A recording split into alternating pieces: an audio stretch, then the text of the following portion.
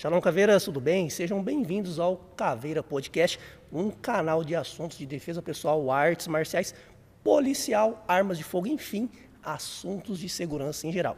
E hoje o nosso convidado é o Júnior César, o primeiro aluno do Krav Maga Caveira. Você vai ver aí, tem muita história. E nós vamos contar um pouquinho de como surgiu o Krav Maga Caveira e ele passou conosco toda essa jornada.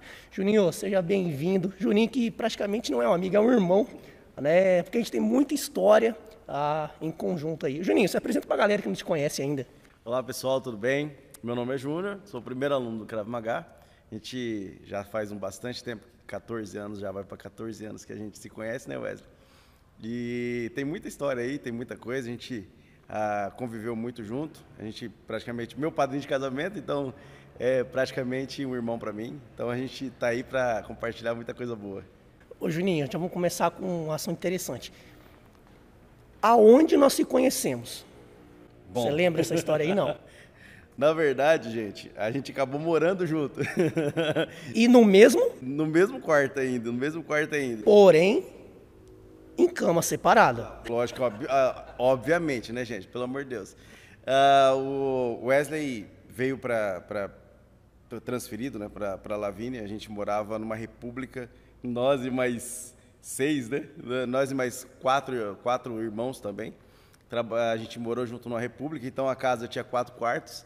Tinha o presidente da república, e que ele ficava no quarto menor, mas sozinho. E aí cada quarto tinha que ser ocupado por 2.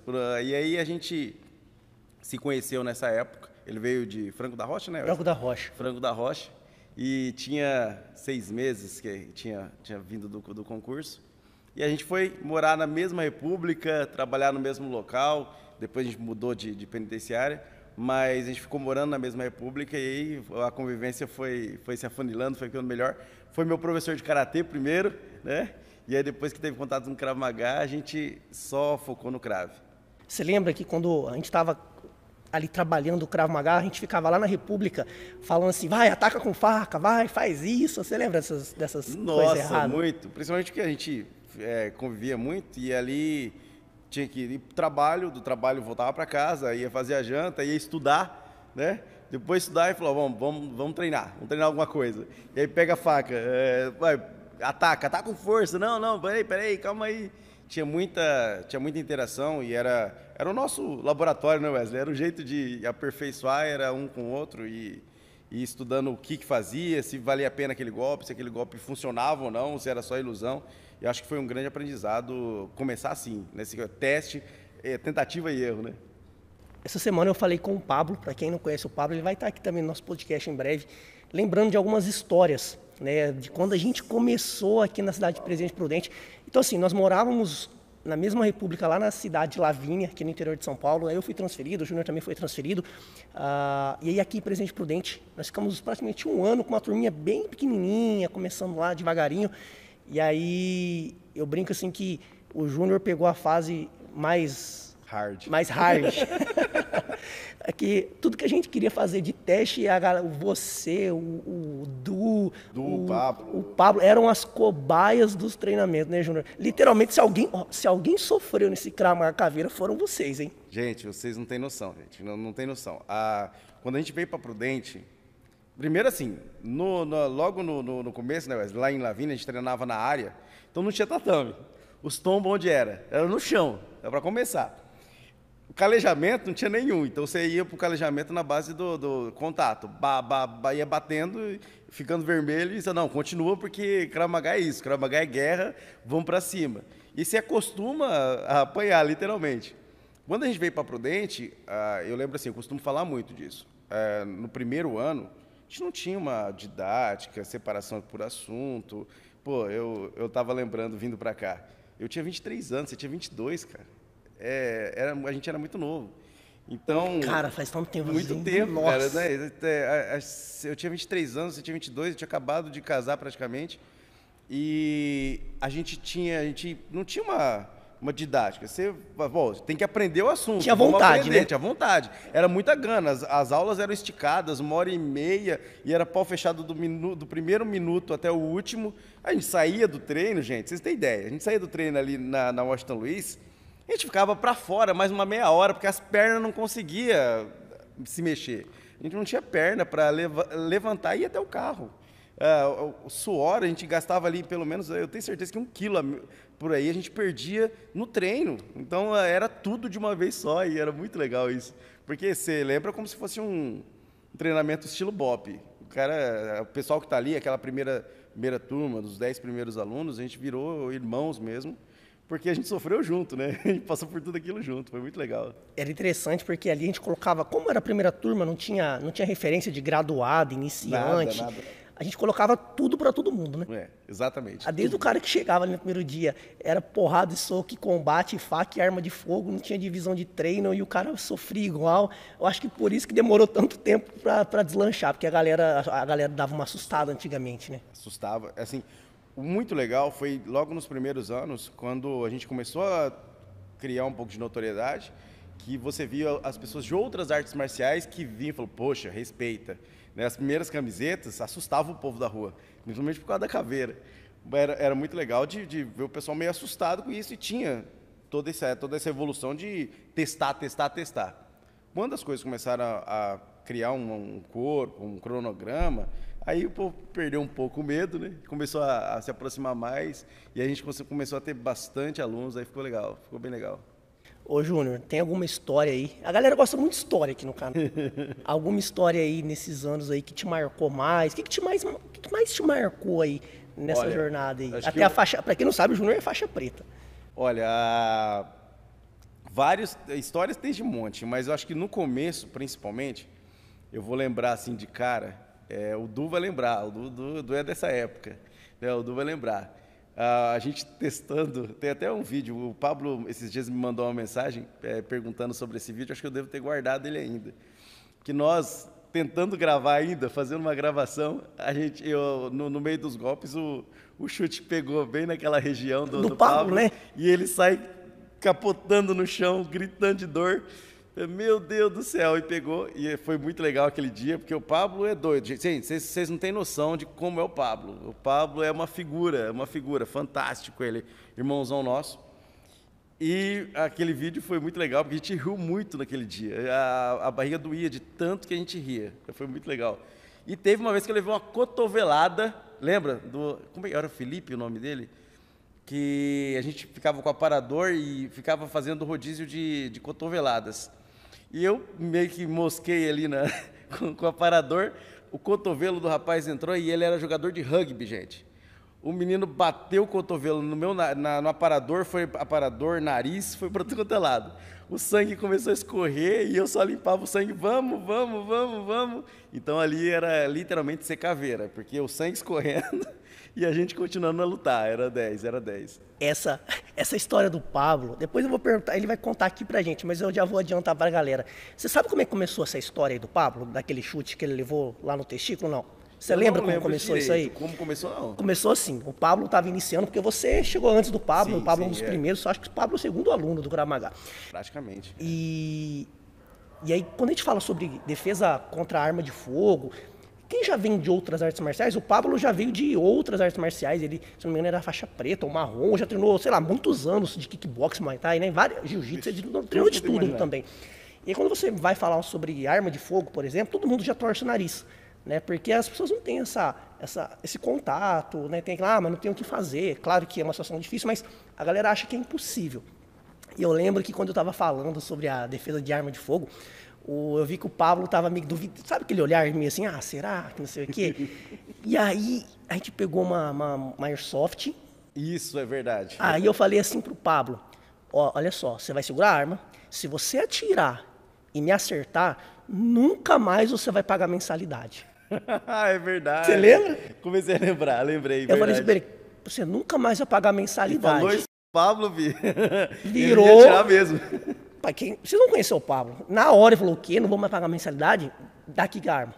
E aí eu falei, o cara vai fazer pra arrebentar. Ele sabe que eu vou reagir. Se eu fizer em baixa velocidade, ele vai meter bala em mim. Né? Eu falei assim, vou ter que fazer o mais rápido possível. Só que aí, no mais rápido possível, acabou perdendo um pouquinho da distância e acertou onde tinha que acertar. Mas aquele dia realmente... É memorável aquele vídeo. Eu vou tentar achar esse vídeo. Eu acho que eu tenho também. Você tem? Não, se você tiver, me manda. Se você tiver, me manda, que aí eu vou pedir pro Otávio, lá na edição, colocar um trechinho aqui pra gente aqui em cima, pra galera ir acompanhando na hora que estiver passando aqui no podcast.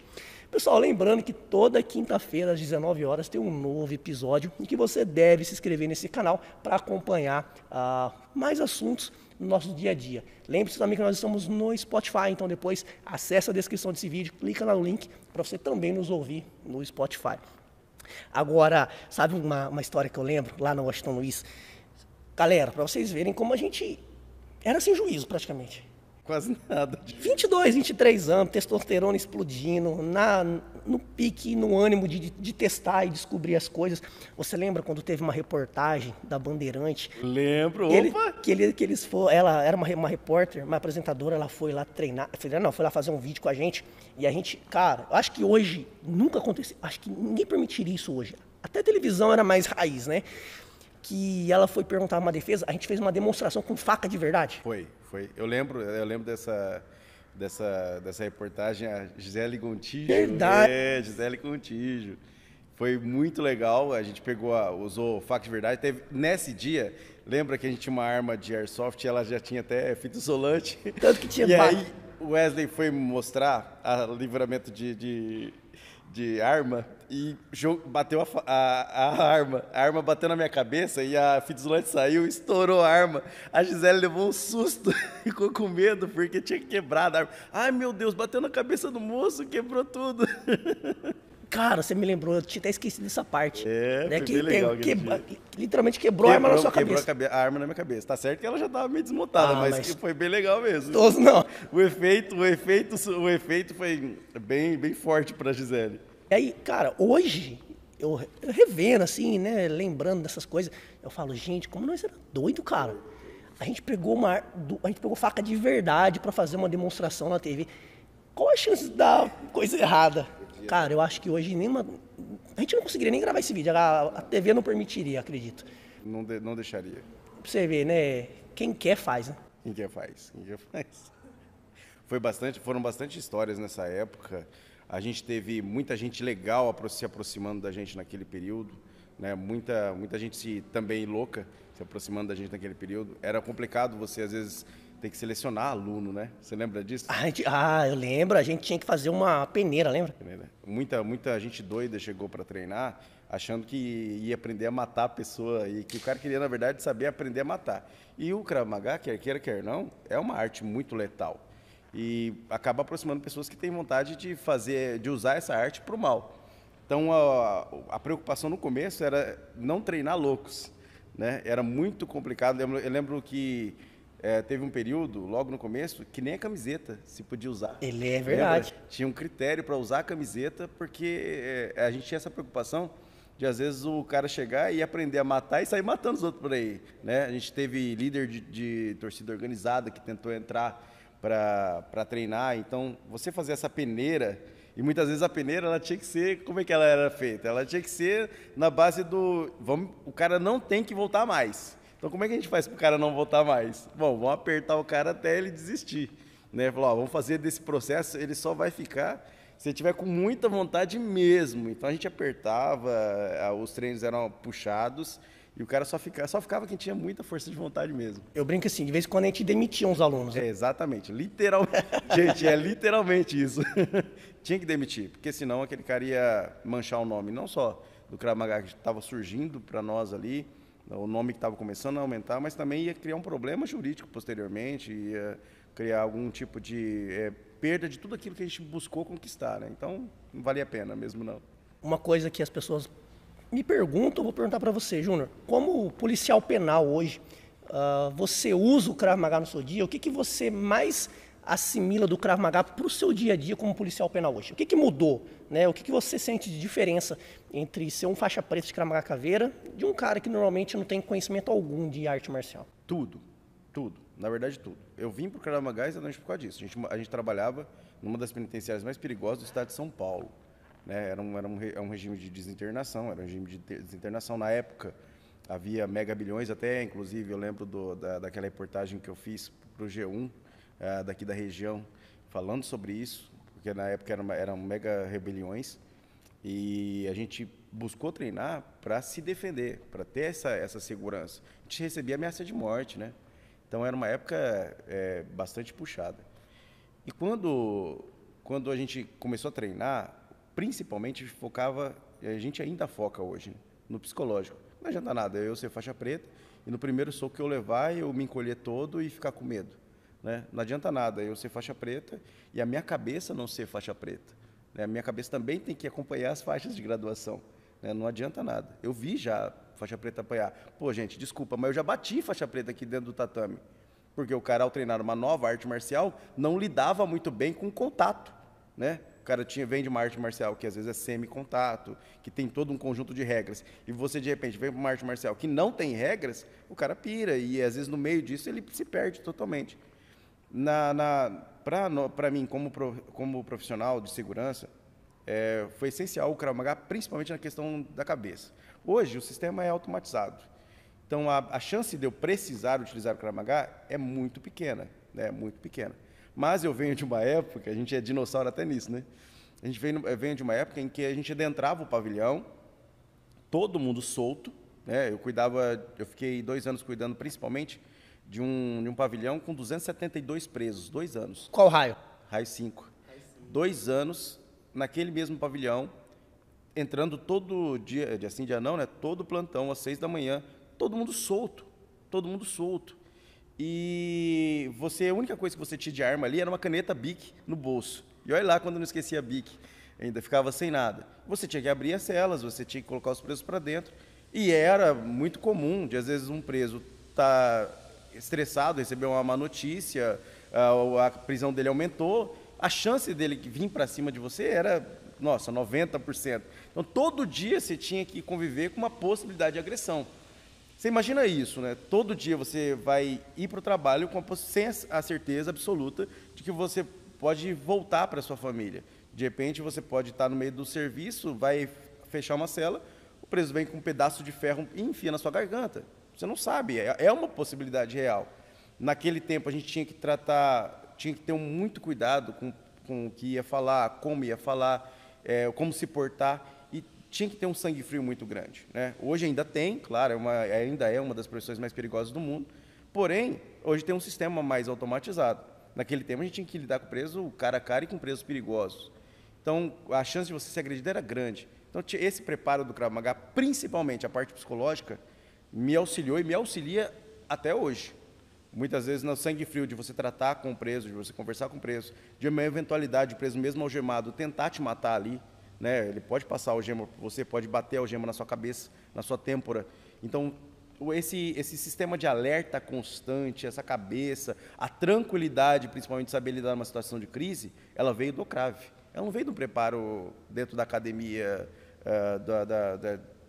da administração penitenciária. Até porque a gente não teve esse treinamento, né? A gente tem a formação, mas ninguém falou assim para mim, olha só, tua chave, entra lá e solta. Eu, quando fui para São Paulo, eu peguei uma fase, não sei se de sorte ou de azar, vou dizer que foi bastante azar, que nós começamos a trabalhar antes do curso de formação. Então, assim, era assim, tua chave, vai lá e solta os presos. Mas, vou entrar sozinho? Mas... Bem-vindo ao raio. Então, assim, a gente foi criando isso no dia a dia, né? No dia a dia. E aí, essa experiência molda você, né? Molda a sua cabeça. Você vê coisas que a sociedade, em geral, nunca viu, nunca vai ver, talvez. O mundo que você conhece é um mundo totalmente diferente. As pessoas lidam com maldades no dia a dia, mas não lidam com maldades aglomeradas no mesmo local, intensamente, durante 12 horas ou mais durante o dia, né? Então, o nível de contato com essa realidade de histórias, essa realidade de justiças e injustiças, toda essa realidade, as pessoas não têm esse contato. Então, todas essas opiniões que vêm de fora, né, todas essas narrativas que se constroem na sociedade com relação a presos, com relação a justiça e injustiça, elas são moldadas, na verdade, por aquilo que ouvem falar, não por aquilo que vivenciam.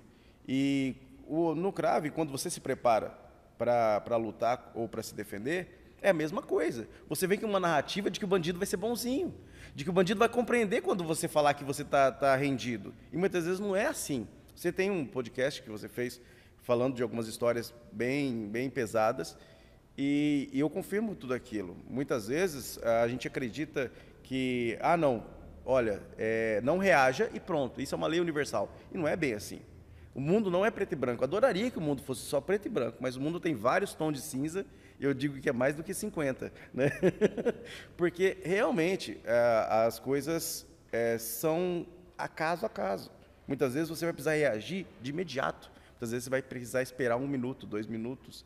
Você vai precisar horas, talvez, para reagir. Às vezes, uma situação de refém, você vai ter que conviver com toda a negociação e você pode reagir, você não reage, porque você precisa esperar o momento certo. E isso pode durar horas. Quantas vezes a gente treinou isso aqui em técnica anti-sequestro?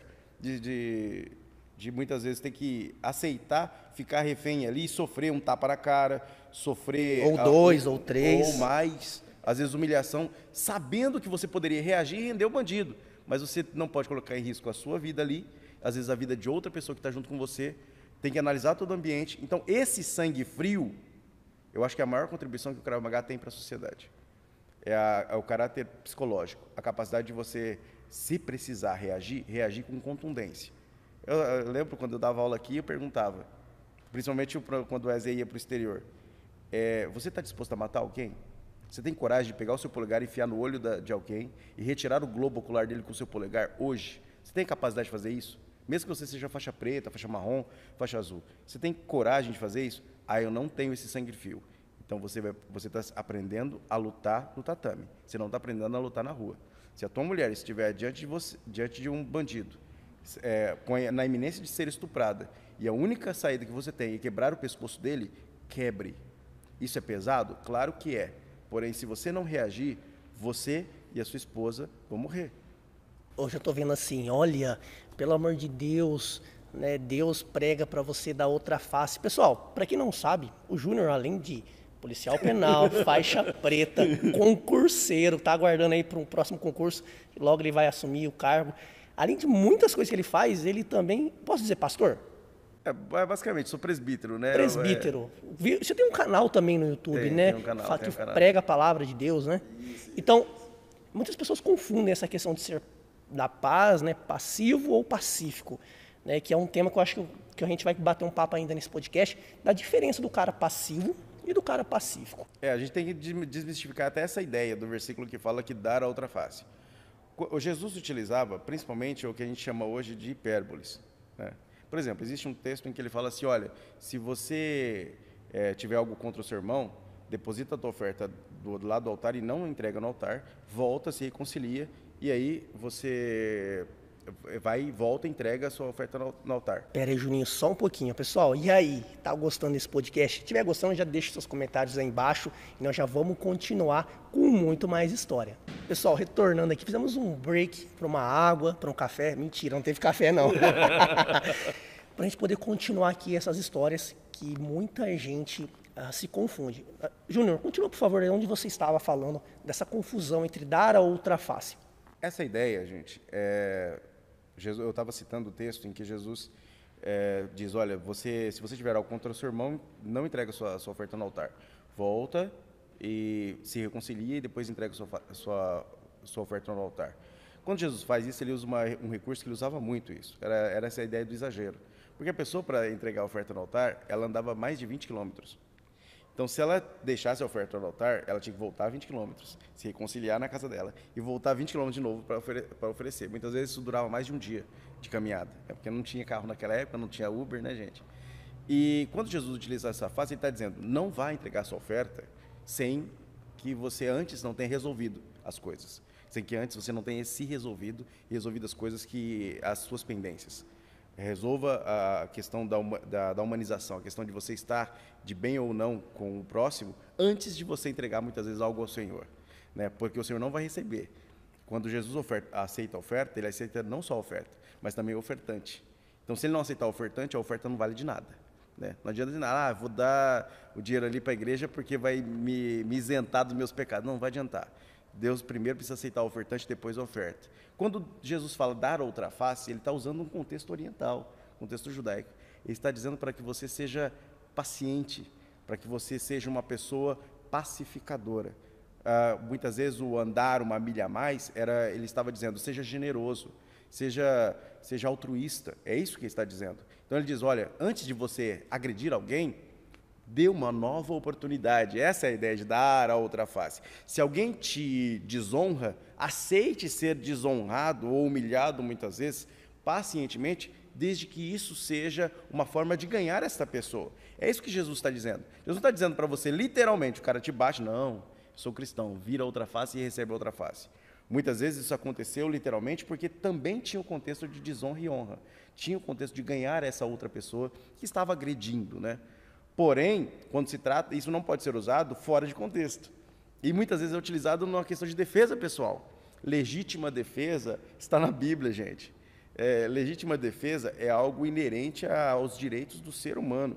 Se o ser humano for agredido, ele tem o direito de se defender, dentro da proporcionalidade, dentro da razoabilidade, mas ele tem o direito de se defender. Isso não pode ser retirado. Eu recebi uma mensagem, esses dias eu fiz um vídeo ensinando umas técnicas de defesa lá no TikTok. E aí, o TikTok tem os melhores...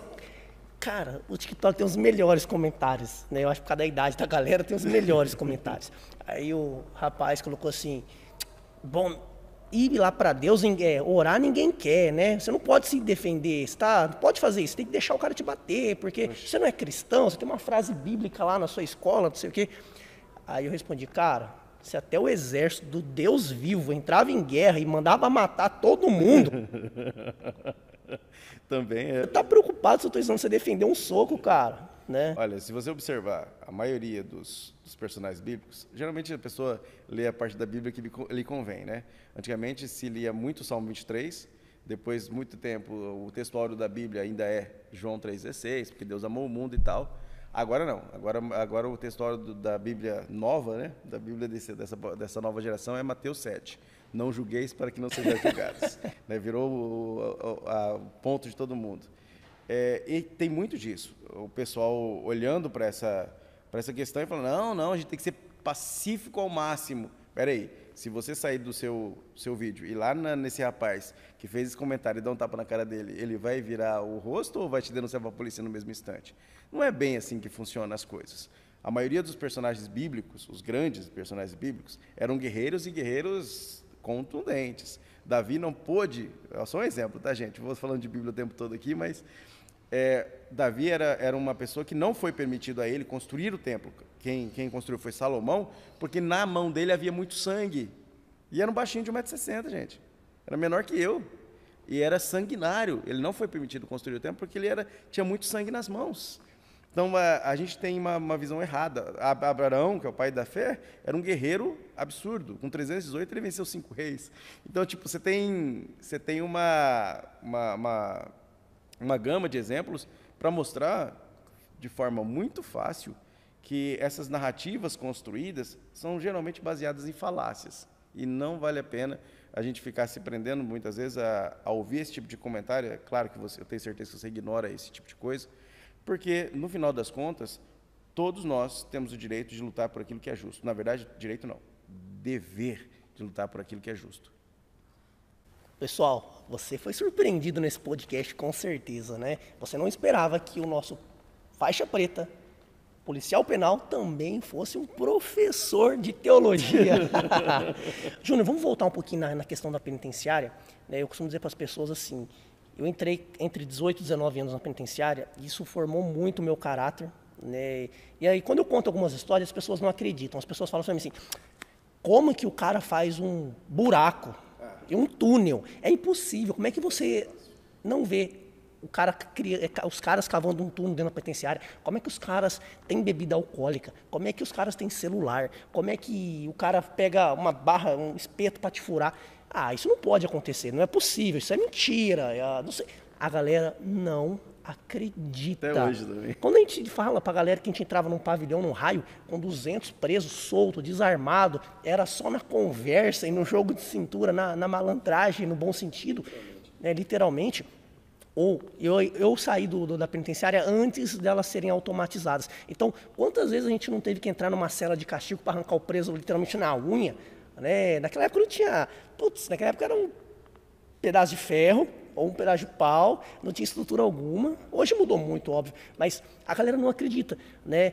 E para quem não conhece, Júnior, fala só um pouquinho de como era ou de como ainda é a realidade de um presídio. Como é que os caras fazem cachaça? Como é que os caras fazem arma? Porque a galera não acredita. Gente, coisa mais fácil do mundo. Basta. Eu fico brincando assim: se você quer algo rápido e fácil, entregue para um preguiçoso fazer. Ele vai arrumar um jeito, né? O preso, a mesma coisa. Você quer algo. Ele precisa fazer alguma coisa, tem 24 horas do dia para pensar. Ele acorda cedo, o preso não acorda tarde, o preso não dorme o dia inteiro. O preso acorda cedo, 5 e poucos da manhã, 6 horas da manhã, ele acorda porque ele tem que se apresentar para a nossa contagem inicial, logo no plantão muda. E ele fica o dia inteiro pensando o que ele tem que fazer. Vou dar um exemplo básico que eu sempre uso, é o caso da cachaça. A realidade dos presídios tem as questões das regiões, questão de frutas, etc. e tal, né? Mas, principalmente, basicamente é isso.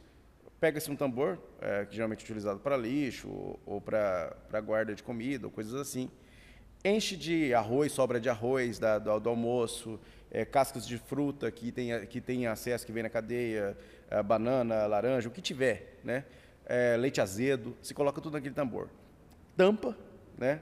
Eles pegam a lâmpada da própria cela. Já tô vendo gente querendo fazer isso em casa. Não faça isso. Pelo amor de Deus. Pega a lâmpada da própria cela, coloca no soquete, arranca o fio geralmente da parede, né? Tem 30, 35, 40 presos numa cela para fazer esse ajuste.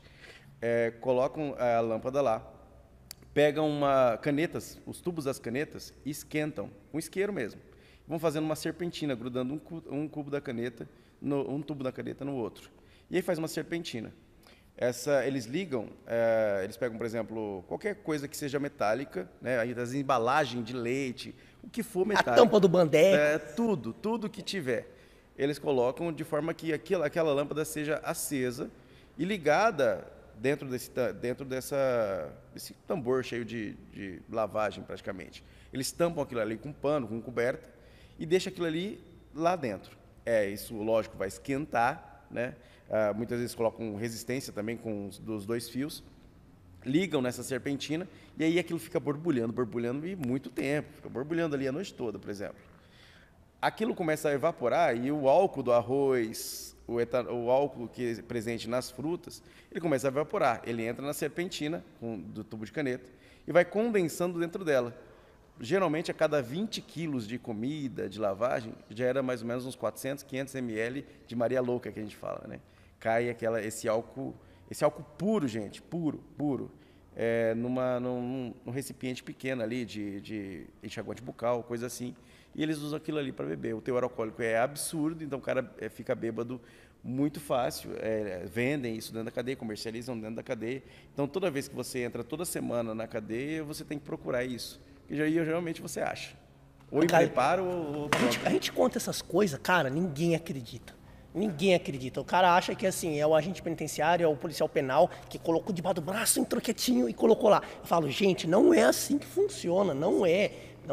Passa por scanner hoje, passa por detector de metais, nossa roupa é revistada, nosso sapato é revistado, a gente tem revista corporal, né? Quando há qualquer anormalidade ou qualquer suspeita, passa todo mundo em scanner, é o mesmo scanner de aeroportos. Então, para você ter uma ideia, até amigo meu já teve doença diagnosticada, basicamente porque o médico estava perto, achou aquilo estranho. Peraí, vamos olhar a imagem, manda para o médico e descobre que o cara tinha o início de um problema ali de saúde por causa de que estava algo estranho no scanner. Então, tem todo esse detalhe, né? Não é uma coisa assim... existe, toda organização tem uma ovelha negra, todo existe. Mas combatido e é execrado do mesmo jeito, e é uma parcela muito... Se a gente for colocar em percentual, é baixíssimo. Agora, eu costumo dizer pra galera, a galera fala, mas coitado do ladrão, coitado do cara, eles são vítimas da sociedade. Eu falo assim, você conhece um bandido? Não, eu conheço, tal, o cara é meu vizinho aqui, o cara é gente boa. Eu falo, pessoal, nem policial no dia a dia não conhece bandido. Porque é o seguinte, você pega o bandido, parado, polícia, o cara ou troca tiro ou ele se rende. Quem conhece bandido de verdade, a gente brinca assim, que a gente conhece a nossa esposa quando a gente casa com ela, não é? Quando namora é uma coisa, quando a gente casa a gente vê os defeitos, vê as qualidades mais latentes, geralmente vê os defeitos principalmente, que convivência humana, a gente tende a retrair esses defeitos, mas ficam explícitos dentro de casa. O preso numa penitenciária, ele está dentro de casa, ele está ali 24 horas, ele é realmente quem ele é. Ali não tem como ter muita máscara. Então, quem realmente conhece o caráter, os valores, o que o cara tem coragem ou não, é o policial penal que está todos os dias com aquele preso. Eu falo, pessoal, quem conhece, quer entender de preso, quer entender a maldade humana, quer entender como os valores, converse com um policial penal, um agente penitenciário, que você vai entender bem. Porque eles vivem todos os dias e ali não tem limites. Né? Tem histórias que a gente não acredita. Né? Quanto para as pessoas não acreditam. Você tocou num ponto do assunto nunca reaja. Né? Eu odeio quando alguém fala assim, nunca reaja. Eu falo, pera. O Beni Barbosa, no livro dele, diz o seguinte, uma frase que eu uso muito é, o discurso do nunca reaja não é garantia de segurança e sobrevivência para você, é garantia de sobrevivência para o bandido, porque você não vai tentar nada contra ele. Né? Agora também tem os outros extremos, né? Que é o cara que fala, sempre reaja. Eu tenho medo desses dois extremos de nunca reage, sempre reage. É o tal do preto e branco. Quando alguém vem me entrevistar, né, geralmente a televisão, alguém vem perguntar alguma coisa pra mim, cara, sempre a repórter fala, mas você fala pra pessoa nunca reagir, tá? Eu falo, eu não vou falar isso, porque eu ensino justamente a pessoa a pensar e tomar a decisão por ela, né? Eu não vou falar nunca reage, eu vou falar baseado, como a gente fala no nosso livro Manual Caveira, que a pessoa tem que tomar decisões baseado na experiência de vida, na experiência marcial, no contexto, em saber como o preso pensa. Você entendendo como o preso pensa, no geral, até onde ele pode ir, você começa a ter uma estratégia diferente. A gente brinca assim, às vezes o cara fala, dá carteira. Na minha cabeça, do cidadão, né, que está assistindo a gente, eu não vou reagir, eu vou entregar a carteira, o cara vai embora. Por que ele vai me matar? Só que a gente não entende, né, eu costumo usar o Coringa como exemplo, que tem caras que não querem nada além de ver o circo pegar fogo. Você vai encontrar coringas. Você vai encontrar coringas na sociedade. Aquele cara que, além de te roubar, ele quer te matar só para ver o tombo. Ele quer te dar uma facada só para ver o tombo. Quantos são os casos? Esse dia eu postei um vídeo, eu não sei se você acompanhou, de um jovem que estava pro lado dentro da grade. Chega um cara com um revólver, pela grade, pro lado de fora, ele aponta e fala assim, dá o celular. O jovem não faz movimento brusco, o jovem não faz nada, entrega o celular pela grade, o bandido pega e em seguida executa esse jovem. E aonde entra esse discurso nunca reage? Então assim, claro que ali ele não tinha muito como fazer qualquer reação, mas há pessoas ruins nesse mundo. Se as pessoas não entenderem que há pessoas ruins que querem ver o circo pegar fogo, você vai com certeza ser uma vítima na mão das vítimas da sociedade. Então, o que você fala para a galera, como um agente penitenciário, como um policial penal, o que você fala assim, em relação a reagir ou não reagir? Que alerta você dá para eles? Eu digo que a pessoa, primeiro, ela tem que, toda pessoa, na verdade, ela tem que estar analisando o ambiente. Quando eu dei aula, aconteceu o caso com a Ademir, acho que a gente comentou na época. Eu digo, olha, você entra no local, você tem espelhos por todo lugar. Você está na lotérica, aquele vidro de proteção é um espelho para você. Você não precisa ficar na fila sem olhar quem está atrás de você. Você pode ver para o espelho, você não precisa ficar virando a cabeça. E eu falava muito isso em aula, principalmente por causa dessa questão do meu cuidado com relação ao psicológico do aluno. Né? O aluno tem que ter noção de que ele tem que ter uma cabeça caveira e não só o corpo caveira. Né? Não adianta nada você saber bater nos outros, ou saber se defender. Você tem que ter preparo psicológico para isso. E principalmente quando você vai enfrentar um coringa, que aí a determinação vai valer muito. Você já disse isso. A determinação vai valer muito. E aí o caso do Ademir mesmo foi um clássico, né? Ele estava na lotérica e dois caras entraram para assaltar com capacete. Ele viu os dois entrando com capacete e já se preparou psicologicamente. Ele sabia que tinha até abertura para reagir, pois ele, naquele momento, falou, não é a hora, tem muita gente aqui dentro. Ele foi a pessoa que mais acalmou as outras pessoas quando o assalto aconteceu, acalmou os reféns. Foi muito rápido, então os assaltantes foram embora, porém ele se viu numa condição de calma, de tranquilidade, para poder ajudar outras pessoas que se desesperaram naquela época. E não era a hora de agir. Ótimo, perfeito. Há momentos que, se, por exemplo, aqueles assaltantes, ao invés de simplesmente assaltarem aquele local, quisessem entrar com todo mundo no fundo da lotérica e quisessem progredir, escalar essa maldade, haveria um momento em que o aluno precisaria reagir.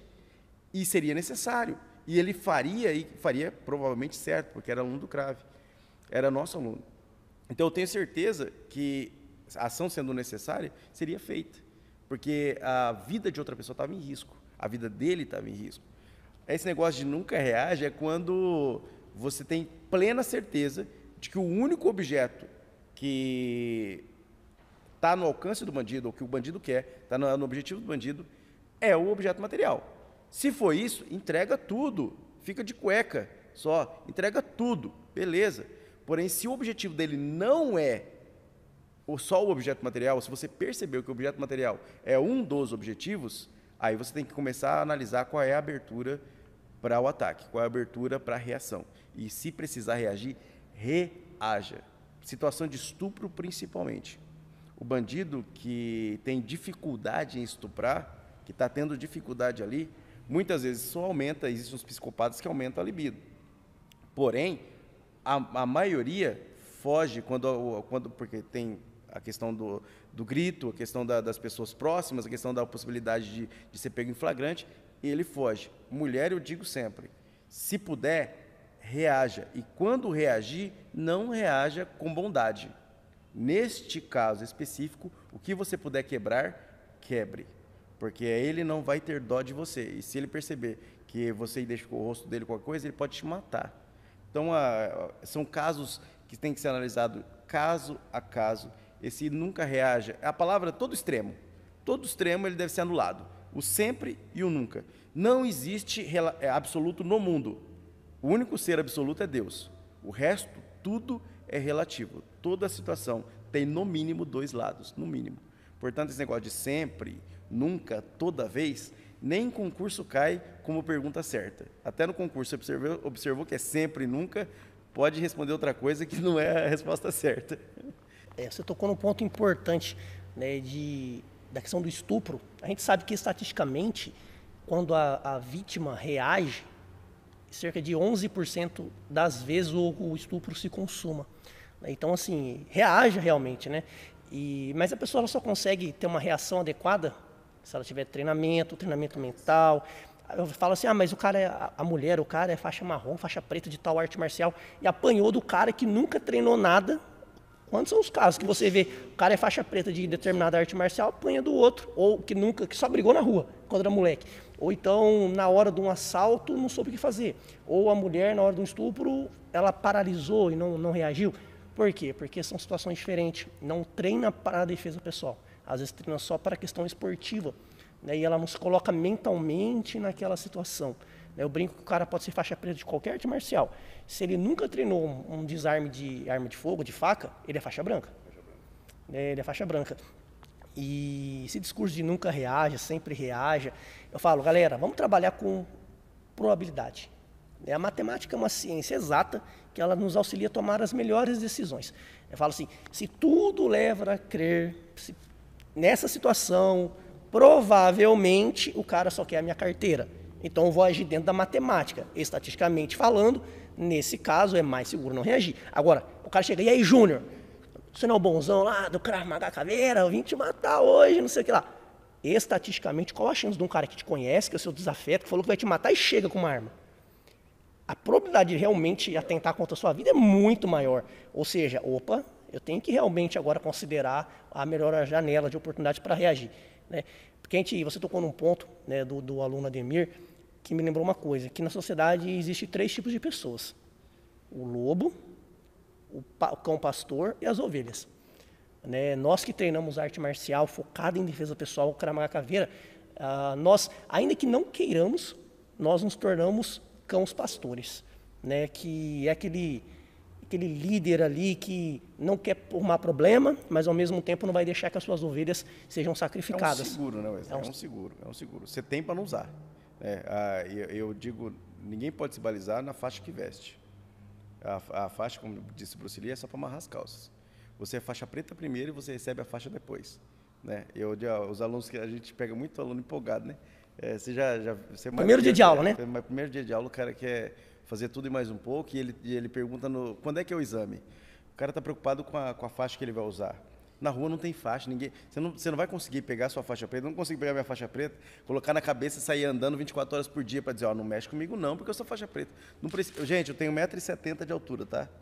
Então, eu lembro, às vezes, quando o Wesley ia fazer viagem internacional, e eu substituía ele, a primeira aula, cara, era um problema. Por quê? Porque vinham os alunos e tinha os caras de 2 metros de altura, 1,90 m, 1,80 m, gente que vinha do fisiculturismo, no caso do Dudu, por exemplo. A gente tinha aí ele falou, pô, o professor vai dar aula. Chegava um baixinho, magrinho, hoje eu não estou mais tão magro, magrinho, com 1,70 m de altura. O cara fala, peraí, o cara veio me ensinar a arte marcial mais letal do mundo, isso é absurdo, esse cara não vai conseguir. Então, a primeira aula, geralmente pegava o cara maior, mais forte da turma, e a demonstração era com ele. Porque assim, o próximo não ia tentar de novo, já desmistificava aí no primeiro momento. Então, não dá para ficar para que os alunos também percebessem que você não pode medir a situação pelo tamanho, pelo que você vê. Você tem que olhar a situação pelo conjunto. Muitas vezes você vai lutar com alguém e fala, não, rapaz, o cara não aguenta nada. Pera aí, calma aí. Se nós tivéssemos o Bruce Lee de um lado e um fisiculturista do outro, daqueles de 2 metros e pouco, e você tivesse que lutar contra alguém, quem que você escolheria? Se fosse só pelo visual, seria o Bruce Lee. Mas e aí, você acha que esse está bem? Então, tem todo um detalhe, você tem que analisar o conjunto. E por causa disso, tem muita gente que já foi surpreendido negativamente por imaginar que, não, é só olhar, aquilo que eu estou olhando vai ser suficiente para eu julgar o que eu devo fazer. E não é bem assim. Em tudo na vida, não só na arte marcial, mas em tudo na vida. A gente tem que tirar essa empolgação de só ir por aquilo que os sentidos dizem. Aquilo que os sentidos ditam não necessariamente compreende a realidade das coisas. E geralmente é aí que a pessoa se dá mal, né? Sabe eu costumo brincar o seguinte, que existe pensamentos e frases mais ditas antes da morte. O cara fala assim, acho que dá. Ou dá tempo. Ou é rapidinho. Ou, esse aí é baixinho. Essa daqui é mulher. São as frases que eu brinco que são as frases mais ditas antes do desmaio ou da morte. O cara, sabe assim, eu vi um vídeo esses dias, o cara falou assim, acho que dá. O cara queria atravessar a linha do trem. Nossa. Aí o trem tá vindo e o cara olha e fala assim, acho que dá, né? Um meme assim, acho que dá. Aí o cara tenta passar o trem, pega o carro dele no meio, né? Então, assim, tirando do contexto do humor, mas trazendo para a defesa pessoal, é a mesma coisa. Né? Você está andando lá e você olha aquela praça, tem aquele cara que você já viu os nossos vídeos, você já leu o nosso livro, você tem o instinto que aquele cara ele está destoando do contexto. Está 40 graus, está na praça, o cara está de jaqueta e está observando as pessoas. Pum, sinal, né, ligado. Aí o cara fala, acho que dá, acho que não vai acontecer nada. Nunca aconteceu, passa aqui todo dia. Né? E aí é aquele dia que acontece. Então, quando você é pego de surpresa... Não acha que nunca vai acontecer, né? Essa ideia de, não, eu moro numa cidade do interior, nunca não vai acontecer comigo. Não, é todo mundo pacífico aqui. Não existe essa ideia, não existe essa ideia. A gente costuma, principalmente trazendo para essa realidade nossa, do dia a dia. E hoje, numa situação de crise, é pior ainda. Se intensifica e se expande ainda mais os sentimentos, tanto positivos quanto negativos. Assim como numa situação de crise, a solidariedade aumenta, a empatia aumenta, a maldade também aumenta, a vontade de atacar aumenta, copiar atos de maldade aumentam, né, durante esse período. Então, principalmente hoje, você está em iminência de lockdown, você tem pessoas passando fome, você tem pessoas não podendo ir trabalhar, você tem pessoas doentes, você tem pessoas neuróticas com a possibilidade de ficar doentes, né? Então, você tem todos esses casos. Nas grandes crises, teve gente que em supermercado matou o outro porque não estava usando máscara ou porque não estava em determinado comportamento. Então, você tem que estar preparado para, de repente, encontrar uma crise na esquina da sua casa, no mercado, indo comprar um remédio. Como você vai reagir a isso? Como você vai estar preparado para isso? Você tocou num ponto muito importante que eu vou falar logo após o break. Será que agora vai ter um café? Surpresa pro Juninho. Lembrando, se você não é inscrito nesse canal, já se inscreve agora, compartilha com seus amigos e deixa aí qual tema você quer ver no próximo podcast. É muita história e com certeza eu vou ter que chamar o Júnior para um próximo podcast, senão vai ficar mais longo. Já prevejo que será o nosso podcast mais longo até o momento, Júnior. Ô, Júnior, agora você pegou o Krav Maga, Caveira, desde o primeiro dia, que nem existia escola, né? Nem existia o Krav Maga Caveira, a gente nem tinha patente, nem tinha marca ainda, não tinha nenhum nome definido ainda, né? Tava nascendo ali um embrião. e acompanhou a nossa trajetória até os dias de hoje, que se tornou uma escola conhecida. Hoje temos o maior canal do Brasil, né, sobre Krav Maga, defesa pessoal.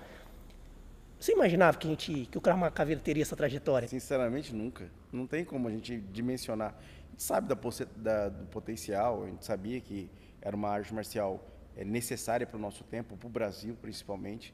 A realidade daquele tempo já era grande, a necessidade de uma arte marcial assim, focada em defesa pessoal, porém nunca a gente imagina que vai tomar uma dimensão não só nacional como internacional como tomou.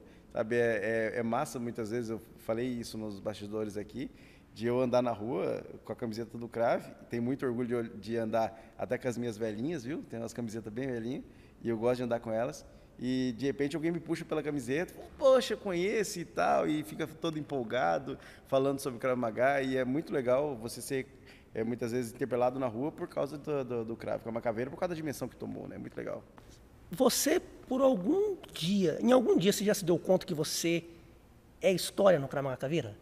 Que você é o primeiro aluno, que aconteça o que acontecer, você tem esse título de o primeiro, porque assim, faixas pretas terão, né, alunos virão e vão embora também, né, mas você tem a percepção que a gente não sabe o que vai acontecer com o Krav Maga Caveira daqui 5 ou 10 anos, talvez a gente, né, fique onde está, ou talvez alcance ainda níveis inimagináveis como alcançamos até agora, mas aí você poder contar para todo mundo assim, eu sou o primeiro aluno do Krav. Eu já tenho esse orgulho, né? Eu já tenho esse orgulho. Não só da minha amizade que eu tenho com o mestre, o fato de ter amizade com o mestre já é um trunfo, né? Mas também a própria questão de ter sido o primeiro aluno, de ter visto começar tudo. É o orgulho de ver muita gente dando aula hoje, que na época foi praticamente meus alunos, né? Ver o nível que essa molecada nova alcançou agora. Então, quando você olha, assim, eu brinco muito, que eu, Pablo, às vezes a gente vinha aqui praticamente comemorar de ano em ano, né? Nos últimos anos a gente teve a vida bastante conturbada, e aí para treinar era só naquela correria. E quando a gente chegava aqui, a gente não podia nem colocar faixa, porque ia colocar faixa, o pessoal ficava com medo. Aí, dali a pouco, tinha um professor que vinha abraçar a gente como se a gente fosse professor deles. Aí pronto, você não conseguia mais lutar com ninguém, porque você armava o soco para lutar, a pessoa se encolhia toda. Falou, pá, já aí tá triste. Poxa, o legal mesmo é você ver a pessoa partindo para cima com vontade, né? Então teve muitas vezes da gente vir para cá e a gente vê esse reconhecimento e bate aquele orgulho, quer queira, quer não, é uma coisa que você tenta sempre controlar o ego, mas que é muito gostoso você ser reconhecido, principalmente não tanto por gente de fora, mas principalmente por quem está no Krav Maga, né? Você ter amigos aqui nos cursos de instrutor e o cara lembrar de você e o cara mandar aquela saudação, isso é muito legal, e isso enche a gente de orgulho por saber que a gente faz parte da história, né? E essa é a parte legal, fazer parte da história. Ver, poxa vida, eu vi tudo começar, eu vi os 10 princípios serem formados, eu vi as camisetas Você participou da criação dos 10 princípios, lembra? Que eu falei, Júnior, a gente precisa criar esses 10 princípios, cara, me ajuda. E aí você foi fazendo junto comigo, a gente foi criando junto. Legal, quantas reuniões a gente sentando no chão com caneta e folha sulfite para imaginar a estratégia. Então é muito legal você lembrar disso tudo, dá aquela sensação. É triste saber que é nostalgia, né? Porque a sensação de nostalgia identifica que você está ficando velho, né? Mas é uma sensação de nostalgia muito legal, que você vê a dimensão que chegou e o quanto ainda pode chegar, porque o Krav, ele é completo em todas as áreas, não só na questão da defesa pessoal em si, da prática marcial, mas também da questão de prevenção, a questão de mentalidade, a questão de desenvolvimento, sistemas que pode ser usado não só no dia a dia para se defender, mas em termos de estratégia de vida, de estilo de vida. A gente fala, ou você é caveira ou você não é caveira. Não tem uma terceira opção. Então, isso é muito legal, virou um estilo de vida. Muita gente fala assim, eu não gosto de Krav Maga porque não tem sparring, não tem combate. Eu falo, cara, eu também odeio Krav Maga que não tem combate, né? Responde pra galera, aqui tem sparring ou não tem, Juninho? Como é que funciona aqui? Não existe esse negócio de não ter. Se é pra realidade, tem que ter realidade, gente. Não só sparring. Aqui a gente tem simulações das mais diversas. Às vezes, de vez em quando, a gente posta uns vídeos que o desavisado, se não for avisado para ele que lá dentro daquela salinha escura, a maioria são pessoas que já treinam há algum tempo, a pessoa fala, nunca que eu vou participar de uma aula. Porque é loucura, você ter que, no exame, você tem que lutar contra 2, 3 ao mesmo tempo, você tem que ter 4 pessoas te atacando, uma com bastão, outra com faca, outra com arma, apontando a sua cabeça. Tapa na cara, choque, spray de pimenta no ar. Pimenta não, que é proibido. É proibido no Brasil. Gás de gengibre. Gás de gengibre. Quando tá tudo no ar, assim, você tossindo, situação de estresse absurda, e ao mesmo tempo você tendo que ter a racionalidade de saber defender na técnica do jeito correto. Técnica correta para você não levar a facada. Então é algo fantástico, assim. E exatamente porque tem realidade é que é tão eficiente. Se não tivesse realidade, não seria eficiente. E o que me deixa triste é que muita escola, eu diria infelizmente a maioria ainda, escolas de Krav Maga que torcem o nariz e não aceitam ter sparring, não aceitam ter combate. E aí sabe qual é a desculpa? É aquela desculpa do semideus, né? Não. A minha arte é tão letal que se eu fizer sparring eu vou matar o aluno. Né? Isso aí é desculpa de quem não sabe lutar, né? A gente não luta, cara, a gente não luta sem regra, chutando testículo, valendo praticamente tudo e não consegue fazer sparring. Quantas vezes você já quebrou com chute a coquilha? Eu não lembro. Perdeu as contas. Só a minha, acho que perdi umas 2 coquilhas com o Wesley treinando, fazendo sparring. Porque escapa, pô, bateu, você tá de coquilha, beleza? Então você tem aquele nível de proteção. Mas a coquilha aguenta até um certo tempo, né? Chegou uma hora que ela racha. Então, tipo, é preciso você treinar a realidade, até porque esse cara não vai ter psicológico. Esse faixa preta, de Krav Maga, com aquele monte de símbolo no peito, todo que foi bonitão. Lá em Israel fazer jab direto em cima da montanha. Exatamente. Que foi chutar Beitar Reglar Lefanim dentro da água. O cara pagou caro pra cacete, pagou em dólar, foi pra Israel pra dar jab direto em cima da montanha e pra chutar dentro da água. Pra beber uma água salgada só. É brincadeira, né? E assim, essas ideias de golpes mágicos, de tudo mais, vai acontecer... Esse mesmo cara, se ele entra num tatame com digamos assim, eu vou falar, um neófito, tá? Para falar a palavra Zé Ruela é muito pesado. Vou falar um neófito, né? Pega um neófito que lhe dá um soco direto, escapa e pega no nariz, pronto, esse cara desarma todinho. Esse faixa preta, com Israel, com todo esse aparato, ele vai chorar igual uma criança, porque ele aprendeu a se mostrar, mas ele não aprendeu a realidade. Ele não vai levar um soco no olho, o olho ficando roxo, o supercílio aberto, e mesmo assim tendo gás de ir para cima e continuar lutando e defendendo a sua integridade física. Esse cara vai cair, vai virar ovelha. Então, de como pastor, ele vai tirar a capa e vai se mostrar uma ovelha. E aí não adianta de nada. Faixa preta não é demonstração de que o cara sabe. O cara sabe é que faz com que ele seja faixa preta. Isso aí. Ô, Júnior, vamos falar um pouquinho. Eu quero que você me conte uma história lá da penitenciária. Alguém já te reconheceu quando você está trabalhando lá? Tipo assim, eu acho que já te vi num dos vídeos lá do Krav Maga, ou já... Tem alguma história desse tipo? Eu fiquei mais ou menos um mês, quer não, fiquei mais ou menos um mês no foco. Uma vez eu era zelador de um pavilhão, e era um pavilhão um pouco mais comum, mais tranquilo, porque o pessoal que trabalhava e tal. E aí, a gente fez uma reportagem com a Globo, aqui, regional, aqui, de Presidente Prudente. E foi uma reportagem que deu bastante audiência e tal, foi bem legal. Nessa reportagem, a Ingrid, a gente apareceu bastante, né? Inclusive, ela ficou bastante, circulando bastante pelas redes. O que aconteceu? Naquele período, havia possibilidade, né? Hoje a Parabólica joga para São Paulo, Rio de Janeiro e outros estados, não fica na região local. Mas... naquele tempo ainda pegava período local, assim, pegava a rede local.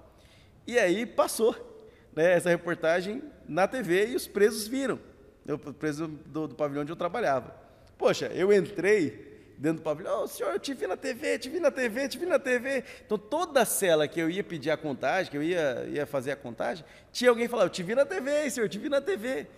E chegou um momento que teve um problema lá num dos pavilhões, e o preso, ele perdeu a linha, e dizendo que se alguém entrasse na cela dele, ele ia agredir, que ele ia partir para cima, que ele ia mostrar quem é ele, e aí começou a proferir aí alguns impropérios e tal. E aí juntou aquele monte de guarda, e falou assim, aí, como é que a gente vai fazer? O que vai fazer? O que não vai? Vamos conversar com o preso primeiro, antes de tentar entrar na cela ou qualquer coisa assim. Aí eu pedi a chance, falei, ó, deixa eu ir lá conversar com ele, porque eu já tinha sido zelador daquele pavilhão. Eu conheci o preso, falei, deixa eu ir lá conversar com ele. Entrei dentro do pavilhão. Falei, olha, você vai precisar sair. Assim, conversei com ele. Do nada, ele mudou o comportamento. Não, eu saio. Peguei a algema, voltei na gaiola, peguei a algema, algemei ele, tirei ele do pavilhão. E aí ninguém entendeu nada, porque o cara estava dizendo que ia fazer ou ia acontecer. Chegou lá em cima, ele foi conversar com o diretor desceu e veio me cumprimentar dando risada, e muita risada. Eu falei, o que está acontecendo? Ele falou, você não acredita que o cara me disse? Eu falei, o que o cara te disse? Ah, não, ele falou pra mim que... Eu perguntei pra ele, falei, você não tava o monstro, o leão aí, não sei o quê, que ia agredir todo mundo? Por que você chegou lá na hora do vamos ver, você ficou quieto?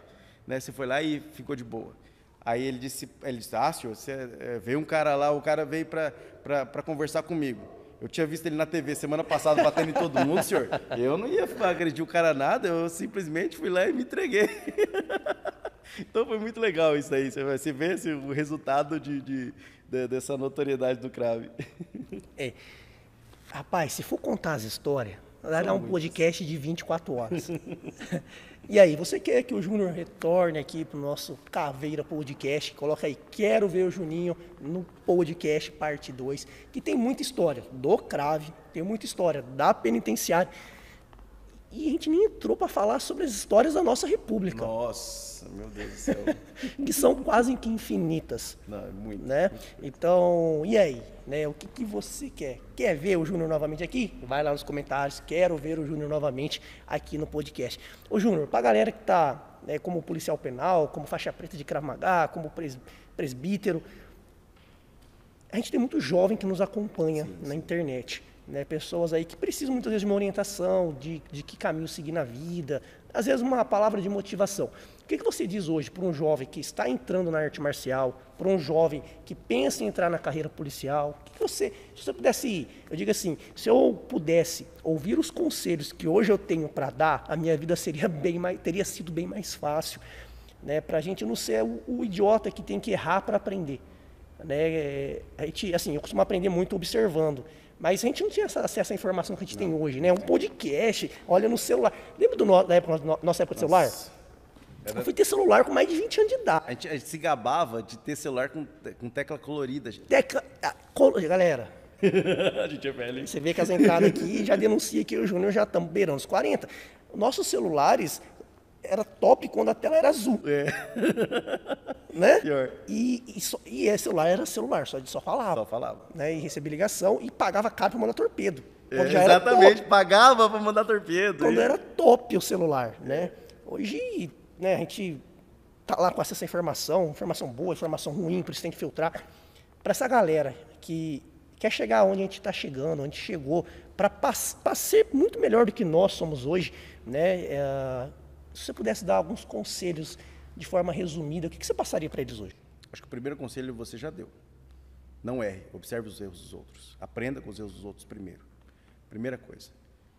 Nunca, em hipótese alguma, e aí nesse caso vou usar o absoluto, nunca, em hipótese alguma, seja arrogante. Não existe ninguém tão grande que não possa aprender e ninguém tão pequeno que não possa ensinar. Então aprenda com todo mundo, em todas as situações e em todas as circunstâncias. 3. Muito cuidado. Elogio mata mais do que a crítica. Então não se ensoberbeça com elogios dos outros, nem se preocupe com a crítica dos outros.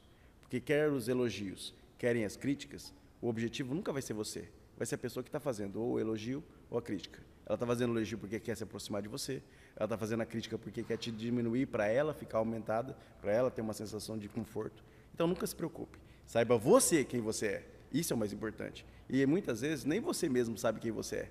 O único que te conhece por completo é Deus. O resto, tudo vai ser... Você mesmo muitas vezes vai se descobrir no caminho da sua trajetória.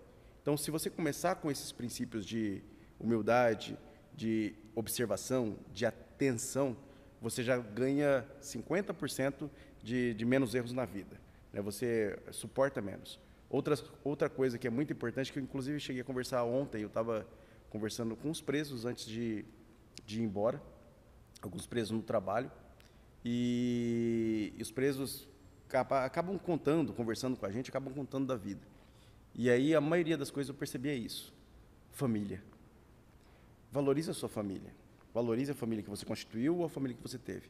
Eu sei que muitas vezes, a maioria, eu não fiz o estudo porque a gente nem pode muito fazer estudo científico dentro da cadeia.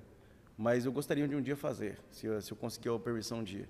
Mais de 90% dos presos, eu posso chutar mais ou menos nesse nível de percentagem, que estão lá dentro da cadeia, ou não tem o pai ou não tem a mãe. Muitas vezes não tem os dois. Né? Estão lá, muitas vezes, por uma falta de estrutura absurda. E, claro, existe a parcela de responsabilidade humana. Né? Porém, a família é muito importante. Então, ouça seu pai, ouça sua mãe, mesmo que sejam pessoas que você considere ignorantes ou ruins mesmo. Existem pessoas que não olham seus pais com bons olhos. Mesmo assim, observe que mesmo esse pai e essa mãe que você considera ruim, vão te dar conselhos ou vão te dar diretrizes, muitas vezes, que vão te impulsionar para um lado bom da vida, para uma decisão, mesmo que seja na base da revolta, mas uma decisão correta na vida, de se posicionar de uma forma importante. Outra coisa, tenha princípios. Estabeleça uma regra para você, sabe aquela coisa do samurai? Estabeleça um código para você e siga. E não arreda o pé de jeito nenhum desse código. Não tira, não muda 1 milímetro, não vai um ponto para a esquerda ou um ponto para a direita. Você precisa ter crenças. A maioria do desandar dessa mocidade de hoje é porque é tudo muito líquido. Zygmunt Bauman, né, um sociólogo, ele fala sobre isso. O mundo é líquido, é tudo muito rápido. Se o meu podcast não tiver 1 minuto e meio, eu não quero ouvir porque já vai me encher. As coisas boas da vida demoram para ser construídas. As coisas verdadeiramente importantes na vida demandam tempo. Então, você precisa ter essa capacidade de esperar, de se segurar, de obedecer um código moral absoluto. Se você não tiver isso, nada vai fazer sentido. Tudo vai ser baseado no quanto é o prazer imediato, conforto imediato ou ganho imediato. Se você basear sua vida nisso, você constrói essa casa na areia. Se você não tem base nenhuma, e no final das contas, nada é essencialmente importante. Quando você coloca as coisas sobre esses princípios fixos, com coisas basilares mesmo, aquilo que realmente vale a pena, aí você vai lutar e construir sua vida em cima de coisas que valem a pena. Aí sim, sua vida passa a ter sentido. Aí a vida que tem sentido, ela vale a pena ser vivida. E aí, o que você achou? Sendo jovem, se você absorver metade do que o Júnior falou aqui, garanto que a sua vida vai ser muito, não vou dizer fácil não, mas vai ser muito mais tranquila até a jornada, né? Se eu pudesse acrescentar alguma coisa, eu acrescentaria: não desista e comece imediatamente a realizar os seus projetos agora. Não espere a melhor oportunidade, não espere a melhor chuva, não espere as melhores condições. Do jeito que você estiver aí mesmo, do jeito que você está, inacabado, incompleto, incapaz, começa e você vai se capacitando aos poucos. Entenda que ninguém nasce gigante. Quem nasce gigante, como diz o pastor Cláudio, é monstro. Né? O pastor Cláudio Duarte, que eu gosto de acompanhar algumas pregações dele, fala: quem nasce gigante é monstro. Né? Uma das árvores maiores que existe começa uma sementinha, uma das menores sementes se torna uma das maiores árvores. Então, essa sociedade onde o jovem sofre muita pressão da aparência, da imagem, você sofre muita pressão das redes sociais, eu quero ser assim, eu quero ficar bonito assim, eu quero ter esse carro. Entenda de uma vez por todas que todos começam pequeno. Todos começam embaixo. E tem gente muito pior do que você. Então, se pessoas que estavam em situações às vezes piores do que as suas chegaram em lugares inimagináveis, você também pode. E tenha esse código moral, tem os seus valores que são inegociáveis, independente de ser bonito na rede social, independente da moda aqui da faculdade. Aqui na minha faculdade tem essa moda aqui. Você não pode abrir mão dos seus valores cristãos, dos seus valores que você teve dentro da sua casa, enfim, valores que você sabe que são corretos, porque agrada um, agrada o outro, vai ter like, vai ter curtida, a galera vai bater palma para você, aí você vai se tornar líquido. E a gente vive num mundo tão imediatista que as pessoas elas estão mais preocupadas com parecer do que ser. E vai chegar uma hora, independente do período, pode durar 1 mês, pode durar 1 ano, pode durar 10 anos, vai chegar uma hora que toda essa estrutura cai. E aí, quando você estiver já velho, ou mesmo numa situação diferente da que você começou, você vai olhar para trás e falar: não valeu a pena. Porque no final das contas, eu ruí, eu não ergui nada. Eu simplesmente inflei e ruir. Melhor você construir uma casa tijolo a tijolo e que essa casa permaneça do que você inflar um balão, uma casa inflável, e no primeiro vento, o primeiro espinho que colar nela, explodir tudo. Então não adianta. Construa. E para fazer isso, você tem que fazer, tem que começar. Não deixa para segunda-feira. Não. Você tem que dizer isso para o seu cérebro. Começa agora. Então levanta da cadeira, acabou o podcast, desligou o podcast, levanta e vai fazer. Não. Curte, compartilha, comenta primeiro e vai fazer. Depois de ver todas essas coisas, levanta e vai fazer. Não fica parado. Porque se você deixar para segunda, deixar para amanhã, você não faz. E entenda que o mundo é injusto, é um lugar sujo e é um lugar que vai pisar na sua cabeça. Lembrou o Rocky Balboa? Mas tá aí um trecho motivacional que eu gosto muito de passar para os meus amigos, para os meus seguidores, porque entenda, o mundo é injusto, você fala é injusto, eu gostaria disso, sim, é injusto, mas a melhor forma de você se vingar dessa injustiça é crescendo, é alcançando, é conquistando, é você vencendo as dificuldades. Então coloca na sua cabeça, em primeiro lugar, a realidade. Entenda que há uma grande diferença entre o ideal e o real. Então, entenda onde você está hoje, entenda a sua realidade e pare de arrumar culpados para tudo.